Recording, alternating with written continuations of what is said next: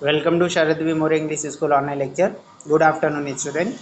Now, yes, you have given the first semester exam, and yes, we have covered all 10 lessons. Now, yes, we have to start the first lesson, which will come in the second term.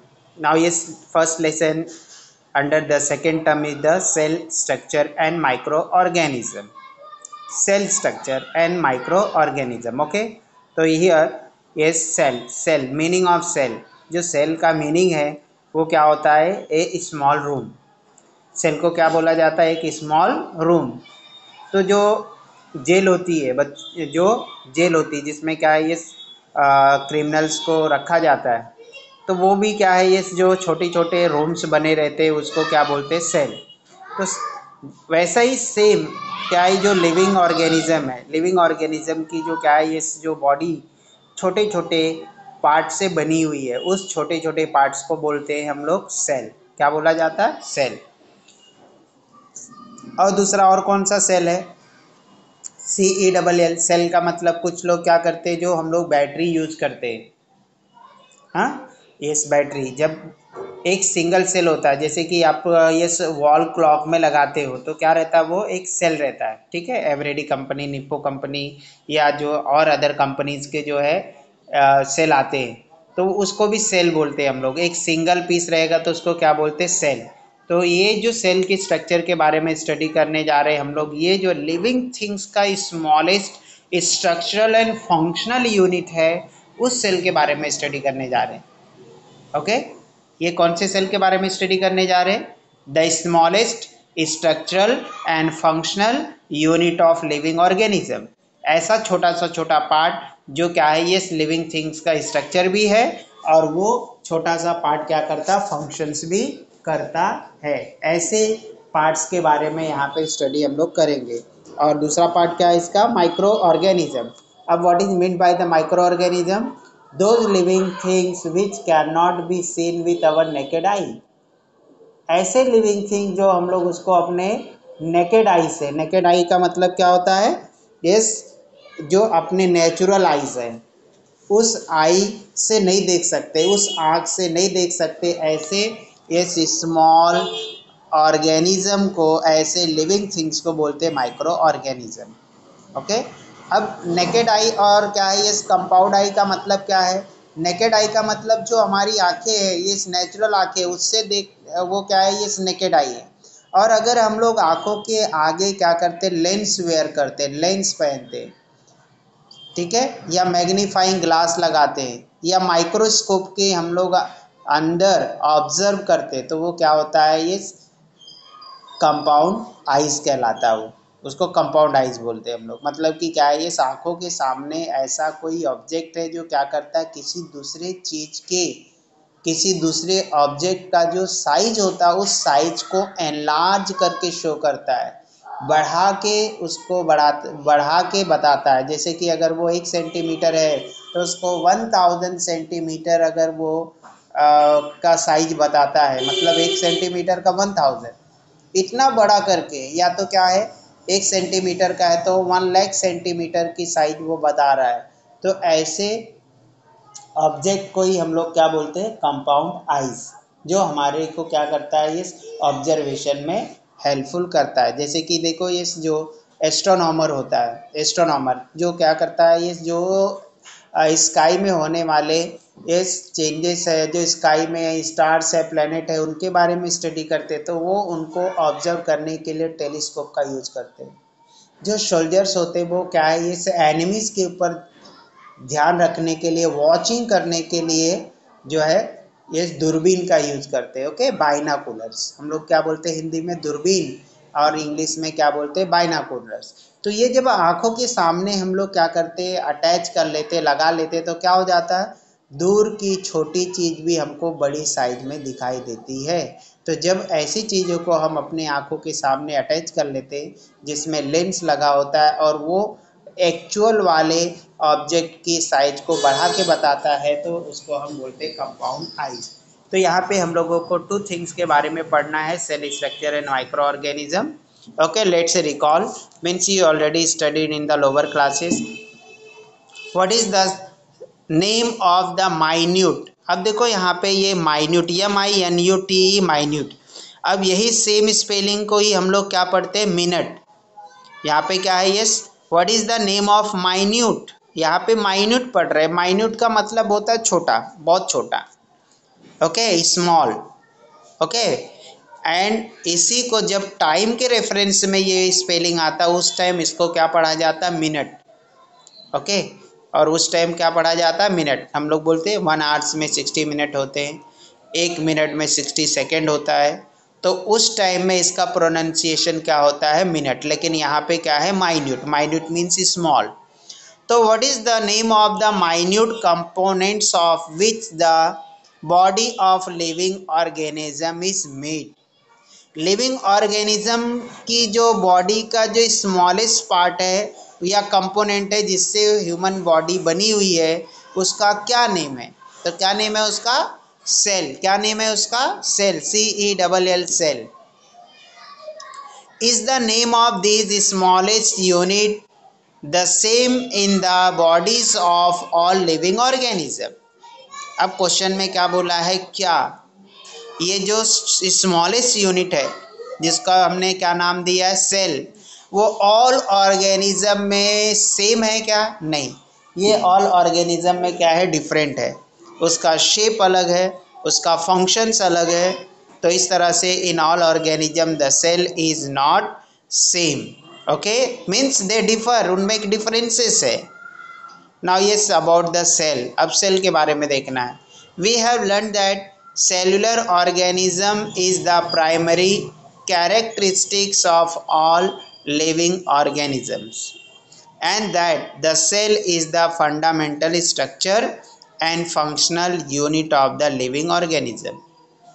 तो क्या learn किया हम लोगों ने कि जो क्या है, इस ऑल लिविंग ऑर्गेनिज्म का जो प्राइमरी कैरेक्टरिस्टिक्स है वो क्या है, cellular organism, and fundamental structure और फंक्शंस क्या है, सेल है।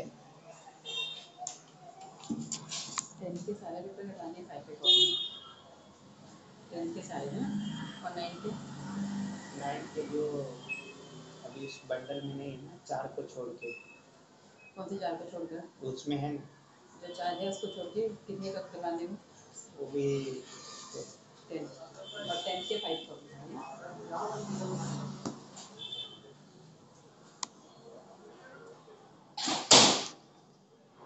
Okay. Now see complete the flow chart. अब इस फ्लो चार्ट को क्या करना, कंप्लीट करना है। अब यहाँ पे क्या क्या है, ये देखो, फर्स्ट बॉक्स एम्प्टी है, सेकेंड बॉक्स में क्या शो कर रहा है, वर्ड्स, नेक्स्ट वन सेंटेंस।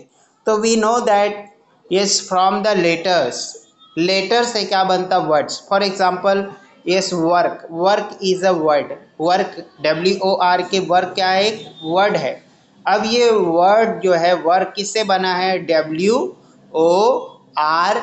तो इसमें जो W है, O है, R है, K है, ये क्या है, लेटर्स है। क्या है ये, लेटर्स। तो लेटर्स यहाँ पे क्या आएगा, इस फिलिंग द ब्लैंक्स में, लेटर, LETTER।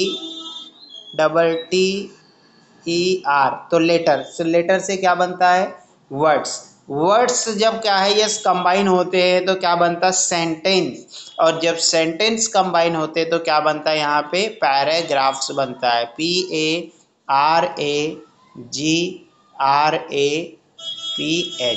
Paragraph, okay.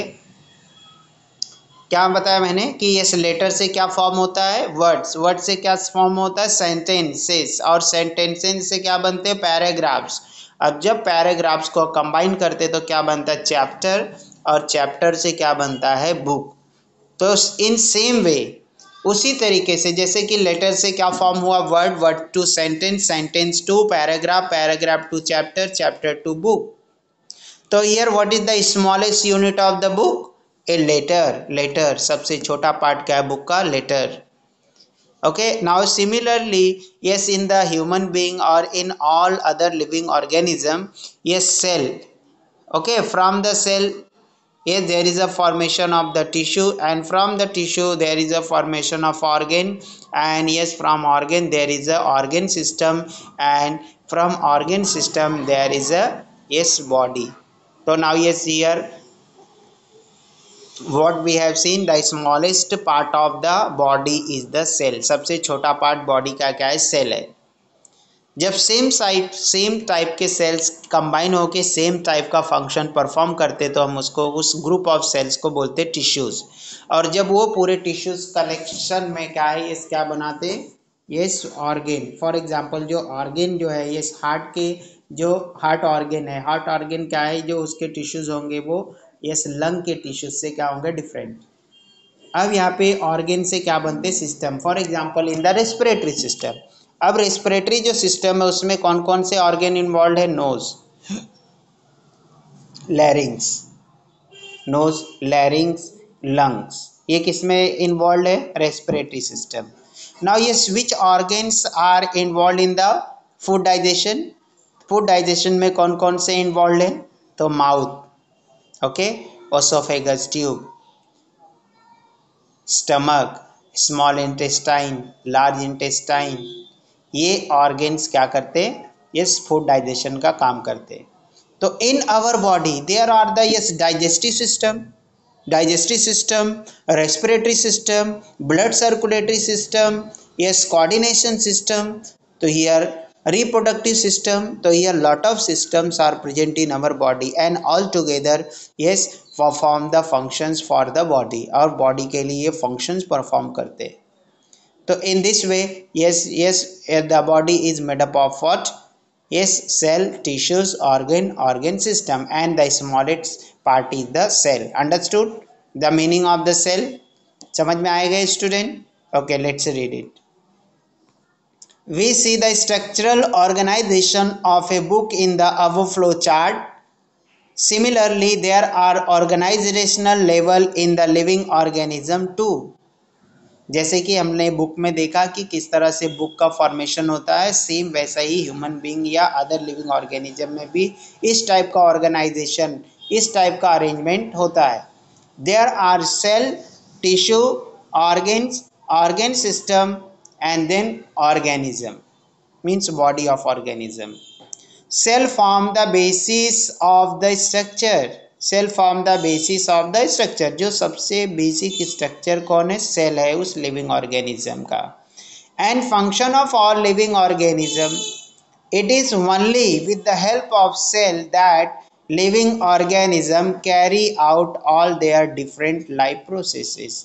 ये वही सेल स्ट्रक्चर है जिसकी वजह से ही क्या है, ये लिविंग ऑर्गेनिज्म डिफरेंट फंक्शंस अपनी बॉडी में परफॉर्म कर सकते हैं। ओके, सेल ही वो स्ट्रक्चर है जो क्या करता है, ये डिफरेंट फंक्शंस परफॉर्म करता है हमारे बॉडी में। Okay, use your brain power. Where do the life processes of unicellular organism takes place? Now, what is asked here? Where do the life processes of the unicellular organism takes place? जो living organism है जिसमें एक cell है था उसको क्या बोलते हैं हम लोग, unicellular organism. The organism which have only one cell, they are made up of only one cell called the unicellular organism। Example, amoeba, paramecium, Euglena, ये क्या है, एक सेल से बने हुए। ओके, तो जो एक सेल से बने हुए हैं उनके अंदर इस तरह की लाइफ प्रोसेस कैसे परफॉर्म होती है, तो all life processes are perform in the same cell, एक ही सेल में वो परफॉर्म होती है, सिंगल सेल में।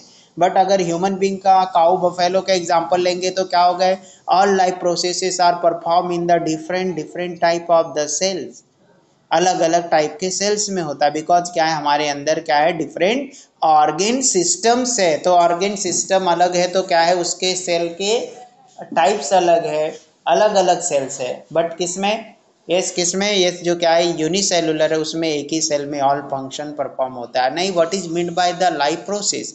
अब लाइफ प्रोसेस क्या है, तो all those things which happened, which occurs in our body and which is very essential for survival of living thing is called life process।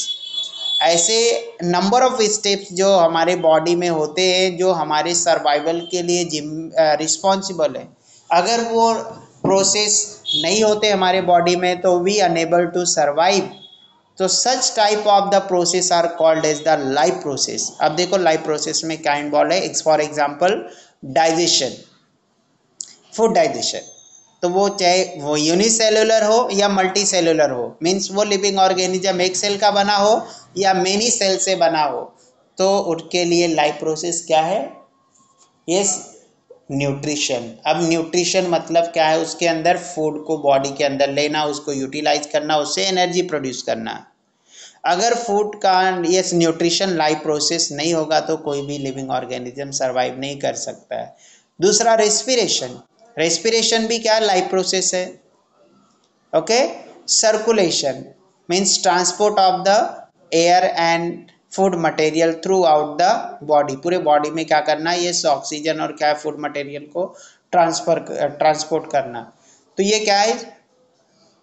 Transportation. तो ये चीज़ें क्या है? ये लाइफ प्रोसेस है, इसके बिना हम लोग सरवाइव नहीं कर सकते। ये बेसिक थिंग्स है that should be happen in all living organisms body. Okay, excretion. अब अगर हमने जो फूड खाया तो जो वेस्ट क्रिएट होता है, we can not store for a longer time in our body, उसको हम ज़्यादा टाइम तक अपनी बॉडी में स्टोर करके नहीं रह सकते, उसको हमको बॉडी से एक्सक्रीट करना पड़ता है, बाहर निकालना पड़ता है। तो जो ये एक्सक्रीशन है ये भी एक लाइफ प्रोसेस है। अब वो चाहे यूनिसेलुलर लिविंग ऑर्गेनिज्म हो और या मल्टी सेलुलर हो, तो we have to excrete the waste which are created in our cells और इन आवर बॉडी।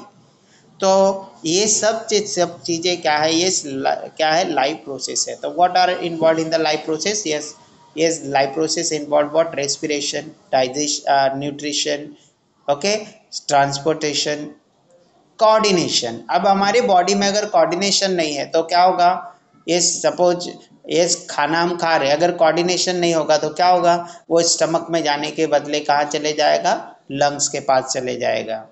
अगर आंखों और पैरों में कोऑर्डिनेशन नहीं है तो हमको रोड पे चलते टाइम क्या होगा? ये हमारा एक्सीडेंट हो सकता है, हम गिर सकते हैं। अगर हमारे इस बॉडी में और क्या है, ये जो हमारा नर्वस सिस्टम उसमें कोऑर्डिनेशन नहीं है हाथ पैरों में, तो क्या होगा? हम लोग वॉक नहीं कर सकते, हम लोग चल भी नहीं सकते प्रॉपरली। तो इस तरह से क्या है, ये सब चीज़ें क्या है? ये लाइफ प्रोसेस, वो प्रोसेस जो क्या है लाइफ को सरवाइव करने के लिए इसेंशियल है, जरूरी है, उसी प्रोसेस को बोलते हैं हम लोग लाइफ प्रोसेस। ओके, नाउ ये अबाउट द ग्रेट साइंटिस्ट। अब ग्रेट साइंटिस्ट के बारे में हम लोगों को लर्न करना है, देखना है कि किसने ये सेल वर्ड यूज किया for the smallest structural and functional unit of our body. हमारे जो क्या है इस बॉडी का जो सबसे छोटा हिस्सा है, सबसे छोटा पार्ट है, जो क्या है ये फंक्शनल है एज वेल एज क्या है स्ट्रक्चरल है। तो उसके लिए सबसे छोटा पार्ट जो है उसका नाम सेल किसने रखा? सेल वर्ड किसने दिया? इस थिंग्स के लिए रॉबर्ट हुक ने। ओके, अब ये रॉबर्ट हुक क्या कर रहे थे? इस कॉर्न प्लांट का जो क्या है ये उसका टीएस लिया, उसका सेक्शन लिया, उसको कट किया, when he observe under the microscope, और जब माइक्रोस्कोप के अंडर उन्होंने ऑब्जर्व किया तो उनको क्या है, जैसा हनी कॉम्ब होता है, मधुमक्खी का छत्ता, हनी बी का छत्ता, जिसमें हनी वो कलेक्ट करते, तो उसमें छोटे छोटे कंपार्टमेंट्स या क्या दिखाई देते? कंपार्टमेंट्स, छोटे छोटे क्या दिखाई देते? ब्लॉक्स। उस ब्लॉक का, उस कंपार्टमेंट का उन्होंने नाम दिया सेल। तो इस तरह का ही क्या है ये जो लिविंग थिंग्स में भी इस तरह से स्मॉल स्मॉल जो सेक्शंस होते हैं उसका नाम उन्होंने क्या रख दिया? Cell. In 1665, a scientist Robert Hooke observed a thin section of the cork under a microscope. In this section, he saw hexagonal compartments like those of the beehive. अब देखो इस 1965 में रॉबर्ट हुक ने क्या किया? एक ऑब्जर्वेशन किया। अब इसमें किस चीज़ का ऑब्जर्वेशन किया? Cork, section of the cork under microscope. Microscope के अंडर जो है ये कॉर्क के प्लांट का सेक्शन लिया, कटिंग्स लिया, और इन दिस सेक्शन, उस सेक्शन में उन्होंने ऑब्जर्व किया हेक्सागोनल शेप के छोटे छोटे कंपार्टमेंट, छोटे छोटे डिब्बे की तरह या ब्लॉक की तरह का स्ट्रक्चर।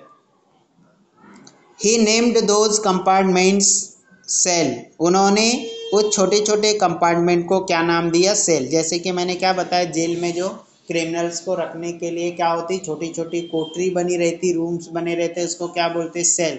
तो वैसे ही इन्होंने क्या देखा, ये उस कॉर्न प्लांट को जो कट करके माइक्रोस्कोप के अंडर ऑब्जर्व किया तो उन्हें छोटे छोटे क्या दिखाई दिए, रूम की तरह छोटे छोटे स्ट्रक्चर दिखाई दिए, उसका उन्होंने क्या नाम दिया, cell. This term is derive from the Latin word cella which mean small room. और ये सेल वर्ड किससे डेराइव है, लैटिन के वर्ड सेला से, जिसकी मीनिंग होती है स्मॉल रूम, छोटा room. In 1838, the two scientists M.J. Schleiden and Theodore formulated a theory about the cellular structure which stated all the living organisms are made up of cell and cell is the fundamental component of the living organism। ये जो M.J.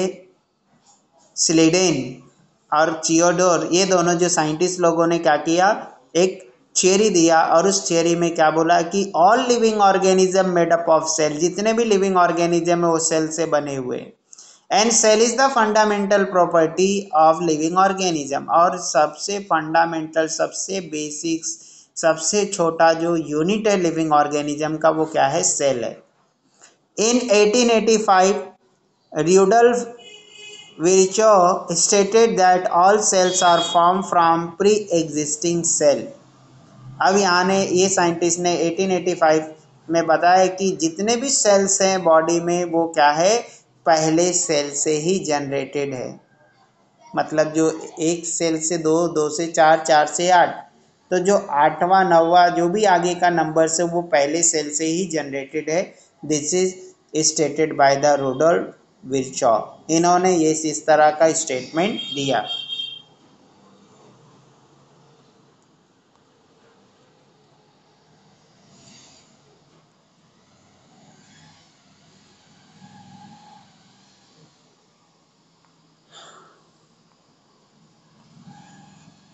Okay, next part, measurement and observation of the cell. Next part क्या है, measurement and observation of the cell. किस तरह से क्या करे, ये मेजरमेंट ले उसका, और क्या है, observation. Now yes observe this, yes figure 11.2 compound microscope. I think you might have been seen in the lab. Yes, this microscope, ये माइक्रोस्कोप आपने जरूर देखा होगा।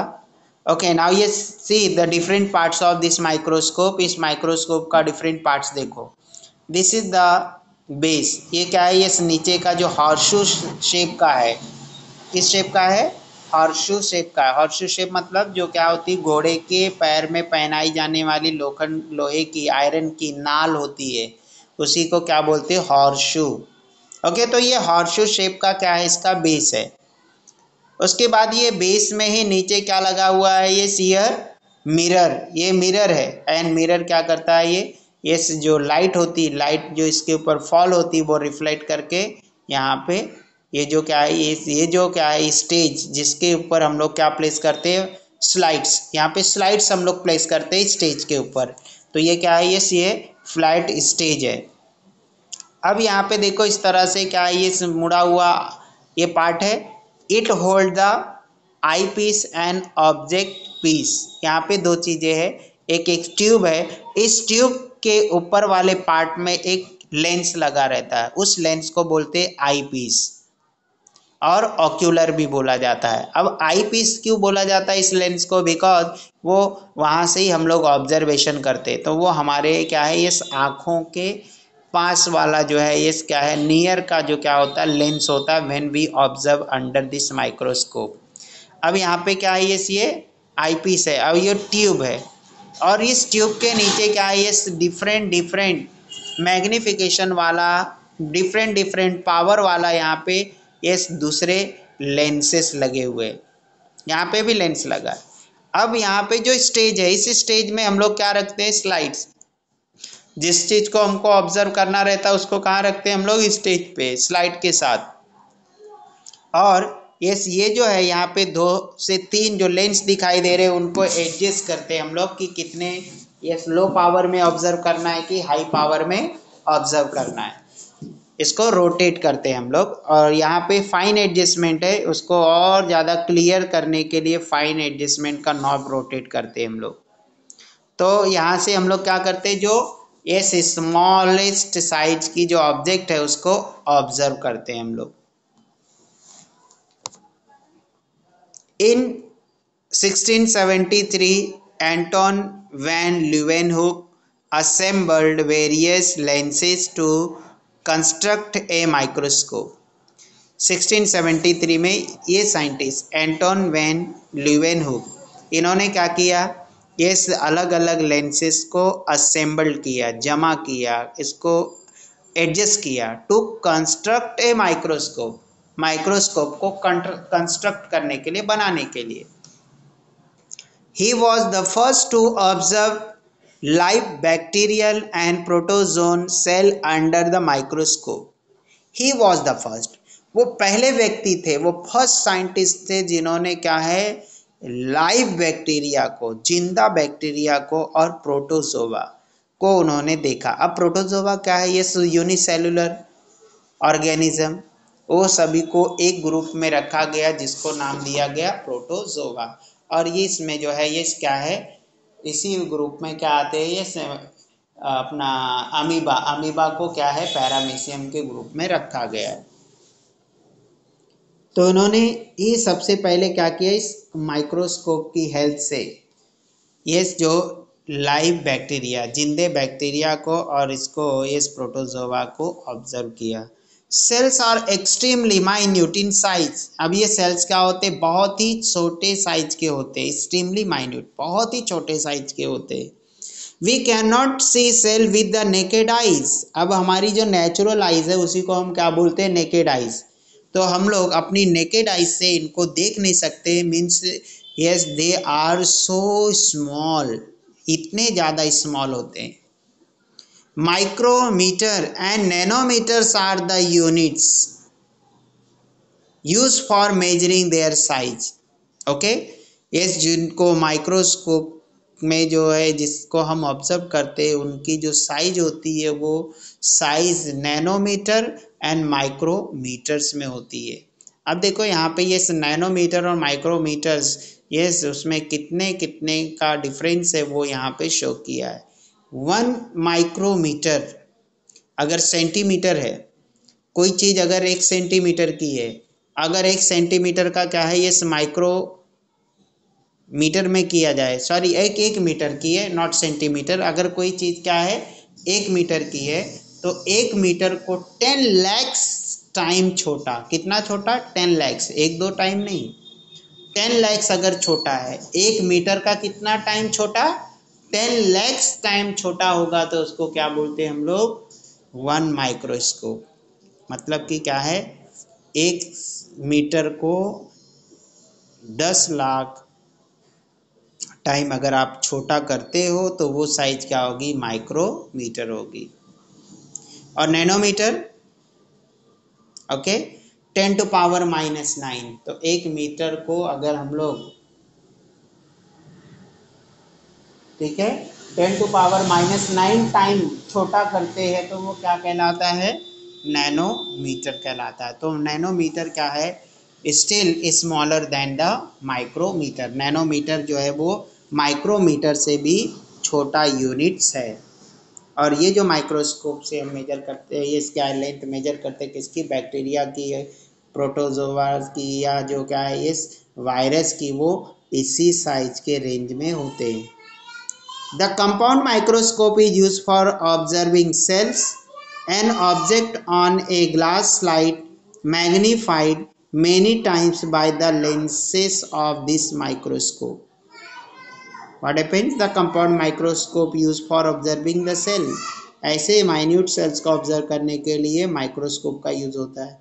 N object of an glass slide, एक ऑब्जेक्ट जो ग्लास स्लाइड में लिया गया है, मैग्नीफाइड मेनी टाइम्स, उसकी साइड मैग्नीफाई होती, मैग्नीफाई मतलब एनलार्ज करना, बड़ा करना, बड़ा किया जाता कई गुना। ये क्या करते हैं, ये लेंस जो दो लगे हुए, एक आई पीस के पास और एक ऑब्जेक्ट लेंस के पास, ये दोनों उसकी साइज को कई गुना बड़ा करके दिखाते, और इसकी वजह से हमको वो क्या होते, इस ऑब्जर्व करने में हेल्पफुल हो जाते हैं। 1 centimetre is equals to dash millimetre. अब yes, now you use scale in school. Scale को किस में स्कूल में यूज करते हो? To draw the line, okay, to measure the length of the sides of the triangle और rectangle. तो उस टाइम हम लोग क्या देखते हैं, ये seen between the, yes 1 centimetre, 1 centimetre के between there are the 10 small lines. Scale में क्या होती है, 1 सेंटीमीटर, 2 सेंटीमीटर, 1 2 3 4 इस तरह से सेंटीमीटर्स लिखा रहता है। And in between the two numbers, उन दो नंबरों के बीच में, yes there are the 10 small lines and that 1 small line is the 1 millimetre. दो स्मॉल लाइन के बीच की जो डिस्टेंस है वो क्या होती है, 1 मिलीमीटर के इक्वल होती है। तो 1 सेंटीमीटर पहुंचने के लिए कितनी मिलीमीटर्स हम लोगों को क्रॉस करने पड़ते, टोटल 10। तो 1 centimetre is equal to 10 millimetre. 1 centimetre कितने बराबर होता है, 10 मिलीमीटर्स के बराबर होता है। ओके, समझ में आई बात? मतलब कि 1 सेंटीमीटर में छोटी छोटी 10 लाइनें, वो 1 मिलीमीटर की एक लाइन के बीच की डिस्टेंस होती है। तो 1 मिलीमीटर, अगर 1 मिलीमीटर मीन्स एक छोटे दो लाइनों के बीच में 1000 माइक्रोमीटर, 1000 माइक्रोमीटर का डिस्टेंस होता है।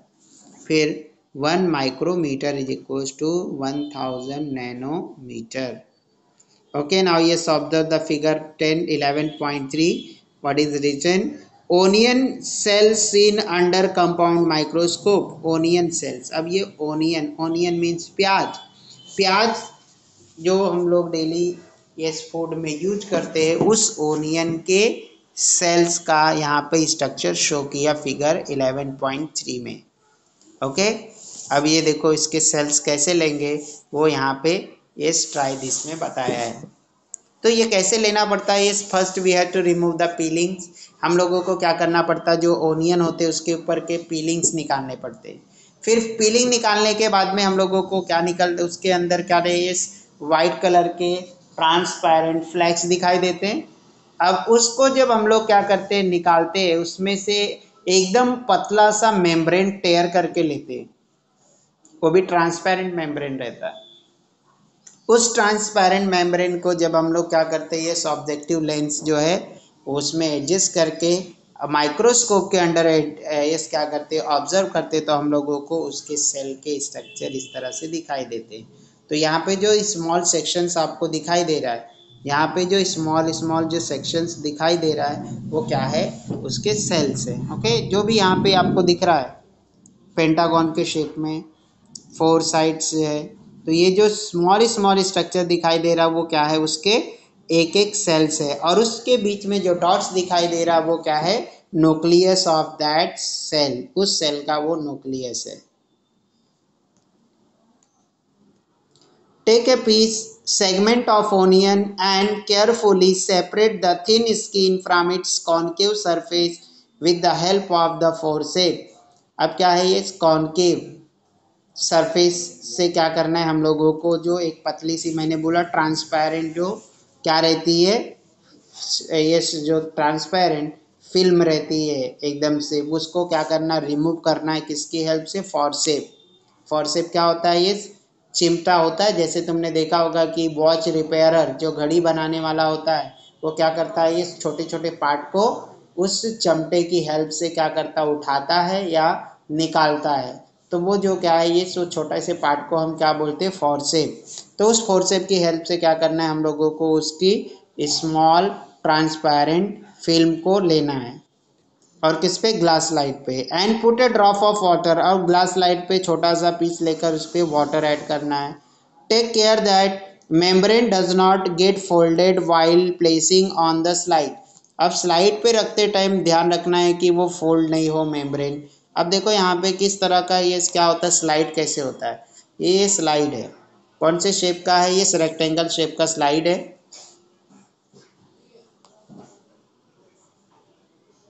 ये रेक्टेंगल ट्रांसपेरेंट शेप का क्या रहता है, स्लाइड। अब इस स्लाइड पे क्या करना है, एक छोटा सा मेम्ब्रेन कट करके लेना है। फिर इस मेम्ब्रेन के ऊपर क्या करना है, 1 ड्रॉप ऑफ वाटर ऐड करना है। क्या ऐड करना है, H2O का 1 ड्रॉप, वाटर का 1 ड्रॉप। एंड देन उसको क्या करना है हम लोगों को, ध्यान क्या रखना है कि वो फोल्ड नहीं हो। इसके बाद में क्या है, ये इसके ऊपर एक ड्रॉप आयोडीन सॉल्यूशन डालना है, आयोडीन सॉल्यूशन। आयोडीन सॉल्यूशन क्यों ऐड करते हैं, so that the material become colourful. जब मटेरियल कलरफुल होगा then it will be easy to observe the parts of the cell, cell के पार्ट्स को क्या करना, ऑब्जर्व करना इजी हो जाएगा। बिकॉज क्या है, ये सो ट्रांसपेरेंट होता है, तो ट्रांसपेरेंट चीज को ऑब्जर्व करना क्या है, थोड़ा सा डिफिकल्ट होगा अंदर से, तो वो उसको क्लियर विजिबल हो वो, इसलिए क्या है, आयोडीन का सॉल्यूशन एक ड्रॉप डाल देते। तो क्या क्या करना पड़ता है हम लोगों को, यस ओनियन पीलिंग। अब देखो यहाँ पे फोरसेप होता है, फोरसेप ऐसे रहता है, यस जो चमटा होता है, यस मैंने क्या बोला, वॉच रिपेयरर यूज करता है वो,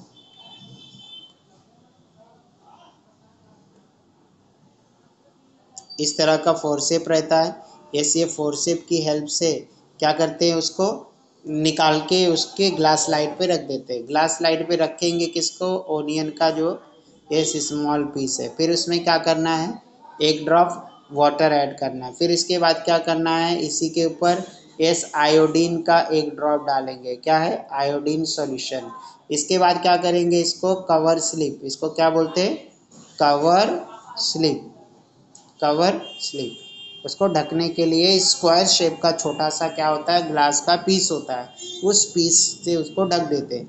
and then yes what you have to do, you have to observe under the 10x objective of the compound microscope। तो यहाँ पे जो क्या है, ये जो दिख रहा है आपको ऑब्जेक्टिव लेंसेस है, जो इसके जो क्या होते हैं, ये पावर होते हैं, मैग्निफिकेशन पावर। तो 10x ऑब्जेक्टिव कंपाउंड माइक्रोस्कोप के अंदर ऑब्जर्व करना है। Don't forget to put a cover slip over the onion skin on the slide before placing it under the microscope.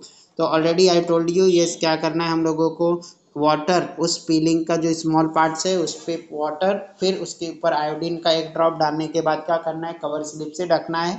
और उसके बाद ध्यान क्या रखना है कि yes carefully air bubbles trap नहीं हो, ऐसा करना है। और उसके बाद क्या करना है, यस ढकने के बाद उसको माइक्रोस्कोप के अंडर ऑब्जर्व करना है।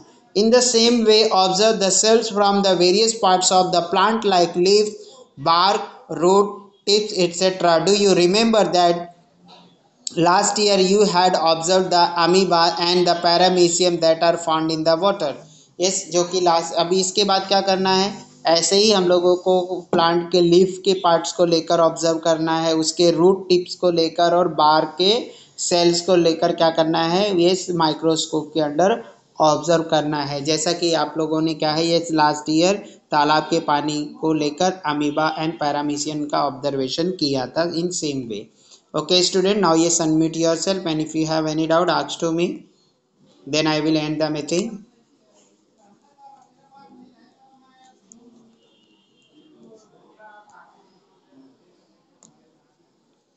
Yes, student, unmute yourself, and if you have any doubt, ask to me. Yes, student, is anybody having any doubt? Yes.